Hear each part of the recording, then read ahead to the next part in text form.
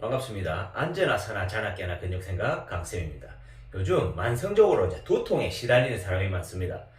두통이 왔을 때 잠시 휴식을 취하면 나아지는 경우도 있겠지만 심한 경우에는 일상생활에 지장을 줄 정도로 머리가 아프기도 합니다.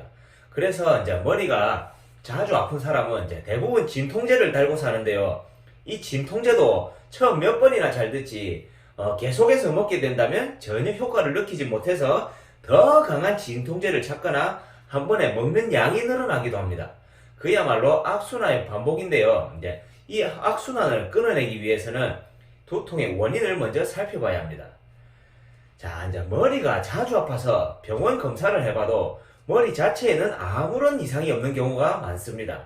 이런 경우에는 이제 원인을 알 수 없다 또는 스트레스 때문이다 라는 말을 자주 듣게 됩니다. 하지만 원인은 따로 있습니다. 그 원인은 바로 머리와 목을 움직이는 근육들입니다. 이 근육들은 이제 일상적이나 직업상의 자세 습관, 그리고 이제 생활 스트레스, 또 내 몸의 한계를 벗어난 과도한 노동이나 운동 등에 의해 피로해집니다. 이렇게 이제 근육의 누적된 피로가 휴식만으로 해소되지 않을 경우 점점 근육이 뭉치고 질겨지고 결국에는 단단하게 굳어버리게 됩니다. 이 근육들이 굳으면 이제 머리와 목 그리고 어깨를 움직이기가 점점 불편해지고 머리로 가는 신경과 혈관이 굳은 근육에 의해 압박을 받게 됩니다. 그러면서 자연스럽게 두통으로 이어지는데요. 지금부터 어떤 근육들이 두통과 관련되는지 파트별로 살펴보겠습니다. 첫 번째 파트, 이제 머리를 지탱하는 근육들. 두통이 있을 때 관리해줘야 하는 필수 근육에는 승모근과 흉쇄유돌근이 있는데요. 이 두 근육은 머리가 바른 위치에 있을 수 있도록 머리의 무게를 지탱하고 균형을 잡아주는 역할을 합니다. 이 두 근육을 간단하게 살펴보겠습니다. 먼저 승모근. 승모근은 이제 뒤통수부터 어깨 그리고 상부 등을 넓게 덮고 있습니다. 이렇게 근육이 크기가 크다 보니 근육 결의 방향에 따라서 승모근을 상부, 중부, 하부로 구분하는데요. 이 중 상부 승모근이 두통, 어지러움, 목이 뻣뻣한 것, 뒷골이 당기는 증상과 많은 연관이 있습니다. 그 다음 흉쇄돌근, 흉골, 쇄골, 유양돌기에 부착하는 이제 흉쇄돌근은 목 앞에서 볼 수 있는데요. 흉쇄유돌근 주변으로는 이제 경동맥, 경정맥, 뇌신경, 림프 등 많은 조직들이 지나다닙니다. 흉쇄유돌근이 고장나면 이 조직들에 영향을 미치기 때문에 정말 다양한 증상들이 나타나는데요. 그래서 이제 흉쇄유돌근의 별명이 두개골의 대장입니다. 즉, 눈, 코, 입, 귀와 안면에 독보적인 영향력을 행사하는 근육이라고 이해하면 됩니다. 이런 흉쇄유돌근을 두통과 함께 어지러움증 또는 구토를 일으키고 두통의 위치는 머리 꼭대기와 이마 부위에 주로 나타나면서 이제 눈피로, 코막힘, 이명, 멀미 증상 등을 함께 일으키기도 합니다. 자, 그 다음 두 번째 파트, 머리와 목을 움직이는 근육들. 자, 방금 살펴본 머리를 지탱해주는 승모근 및 흉쇄돌근을 도와서 머리와 목을 움직이는 근육들에는 판상근, 방긋근, 후두하근이 있는데요. 한번 살펴보겠습니다. 먼저 판상근.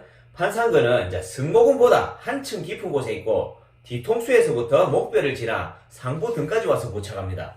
판상근이 고장나면 이제 두통과 함께 극심한 눈피로, 안압의 증가, 시야의 흐려짐 등의 증상을 일으킵니다.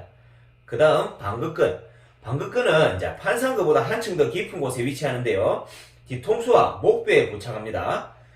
방긋근은 옆머리에 띠를 두른 듯한 통증이 나타나고 항상 머리가 맑지 않고 무겁게 하며 기억이 깜빡깜빡하는 건망증과도 많은 연관이 있습니다.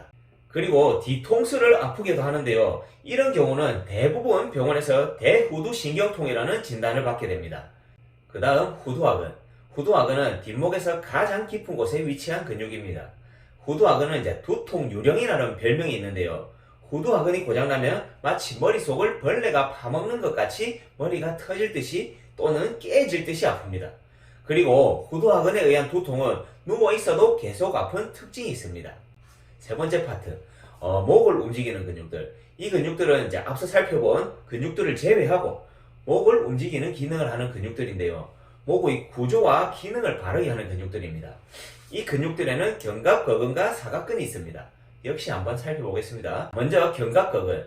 견갑거근은 이제 목뼈의 측면과 날개뼈에 붙어서 어깨를 으쓱하거나 목을 끝까지 이렇게 이제 돌려주는 기능을 합니다. 견갑근은 이제 두통을 직접적으로 일으키지는 않지만 목을 안 돌아가게 하고 어깨 전체를 불편하게 하면서 목의 구조와 안정성을 무너뜨립니다. 그 결과 앞에서 언급했던 근육들에도 좋지 않은 영향을 미치면서 두통이 발생하게 됩니다. 그 다음 사각근.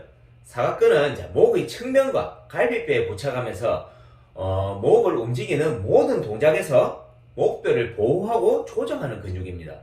이 사각근 역시 견갑근과 마찬가지로 두통을 직접 일으키지는 않지만 목의 구조와 안정성을 무너뜨려서 앞서 언급한 두통과 관련된 근육들을 좋지 않은 상황에 노출시키고 그로 인해 두통이 발생하게 됩니다.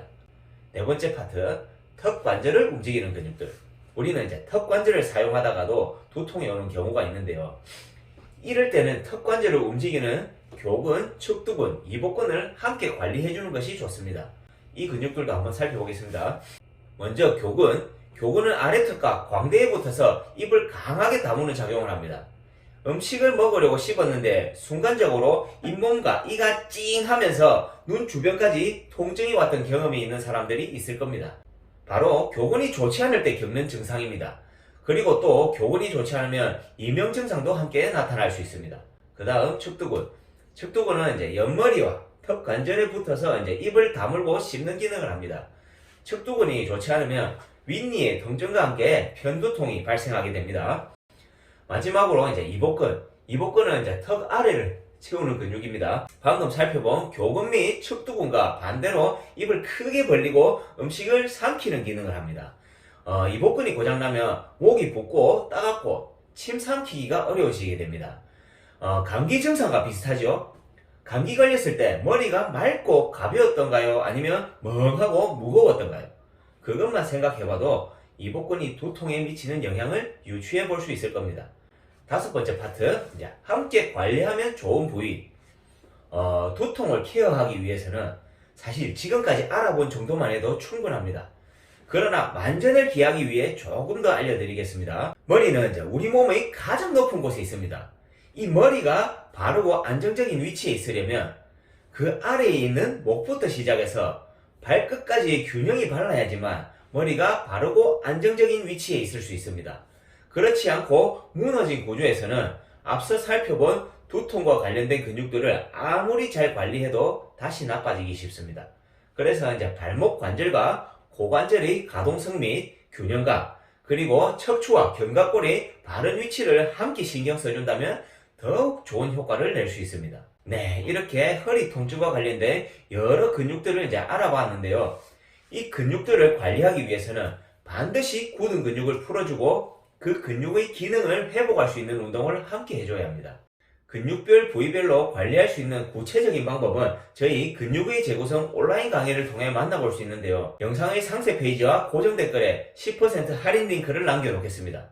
그리고 이제 두통으로 인해 강의를 수강하는 분들은 2에서 4강의 기초 개념 강의를 들은 다음에 122강 두통 활용법을 먼저 보시길 바랍니다. 또 이 영상의 내용을 글로 정리한 것을 제 블로그에 남겨놓을 테니까 필요한 분들은 활용하시길 바랍니다. 이것도 영상의 상세 페이지와 고정 댓글에 링크 남겨놓겠습니다. 자, 그러면 이 영상을 보는 모든 분들이 하루빨리 두통에서 해방되길 바라면서 이번 영상은 여기까지 하겠습니다. 지금까지 안전하사나 자나깨나 근육생각 강쌤이었습니다. 감사합니다.